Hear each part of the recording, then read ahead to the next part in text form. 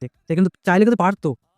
সে কিন্তু চাইলে কিন্তু পারতো যে আমার এই জায়গায় জন্মভূমির এখানকার একজন মানুষ মরে গেছে তারই প্রতিবাদ করতে। আরো অনেক ধরনের কথা তোমরা বুঝে যাও। তাই বলছি তোমরা আর অন্ধ ভক্ত হয়ে থাকো না, ওদেরকে দেবতার আসনে বসো না। ওরা কিন্তু সত্যি বলছি ওরা কিন্তু খুব জঘন্য মানুষ।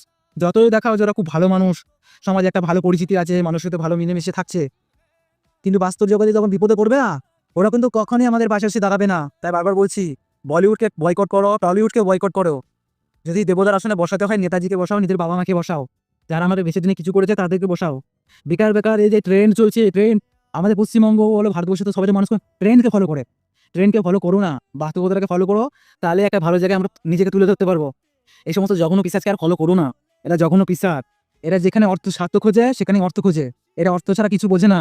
বাস্তবতা বলছি, এরা অর্থ ছাড়া কিন্তু কিচ্ছু বোঝে না। আজ তোমার আমার বাড়ি যদি কেউ মরে যায় না, কোনো নেতা মন্ত্রী বা কোনো সেলিব্রিটি আসবে না, কিন্তু তাদের ঘরে যদি কেউ মরে যায় না, দেখবে দেখবে তোমরা দেখবে মাতামাতি করবে। কেন মাতামাতি করবে?